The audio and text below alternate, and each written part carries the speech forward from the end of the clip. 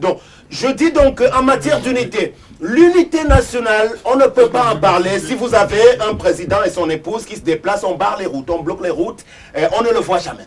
On ne peut pas parler d'unité nationale si vous avez toute une diaspora qui est ostracisée, qui ne peut pas revenir dans son pays, qui est bloquée en toutes parts.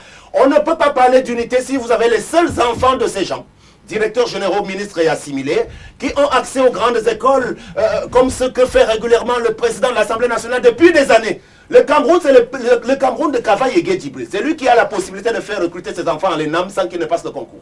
Le Cameroun, c'est le Cameroun de Louis-Paul Moutazé, Jacques Famdongo. C'est leur pays, ce n'est pas notre pays. C'est eux qui ont tout amassé, qui empêchent que les enfants des pauvres aient droit au chapitre et voix au chapitre aujourd'hui. Le Cameroun, c'est le Cameroun de Franck Biya qui a fait des affaires sur le bois camerounais. Il est installé dans la principauté la plus riche en France. Il sera riche à vie. C'est le Cameroun. C'est pour cela que je vous dis qu'en matière d'unité aujourd'hui, nous devons refonder tout ça.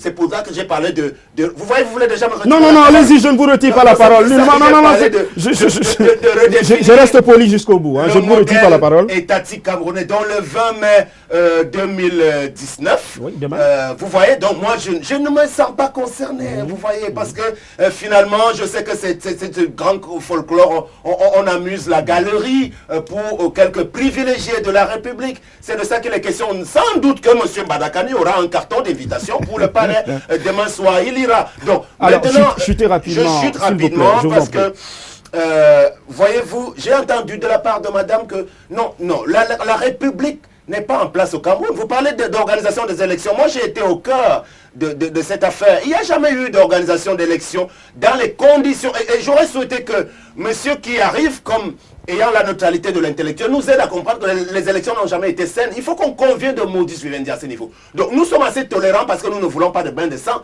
mais nous savons que tout a régulièrement été galvaudé au Cameroun. Donc on n'organise pas les élections au Cameroun comme on les organise, je ne sais pas, en Belgique, en France et ailleurs. Donc au Cameroun, c'est toute une autre affaire parce qu'on met en place une dictature. Sam, sortons rapidement. J'ai entendu que j'ai servi deux candidats en même temps. Vous devriez le recadrer à ce niveau, mais je le fais en disant non, il n'a pas la bonne information. J'ai même travaillé pour au moins 4. C'est-à-dire qu'au début, j'ai révélé Cabral Libi quand j'étais à Equinox, vous le savez.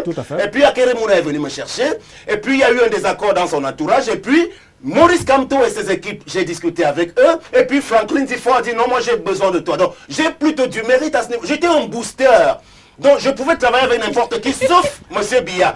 Maintenant, je vous dis, j'entre en politique. Il ne vous a pas sollicité. Qu'est-ce que vous en savez? J'ai discuté avec le DCC. Vous n'en savez rien, madame. Vous n'en savez rien. Non, c'est pas l'objet du débat. C'est pas l'objet du débat. Je dis donc que pour l'instant, s'il vous plaît, parce qu'on est pris par je n'ai même pas encore fait de carte.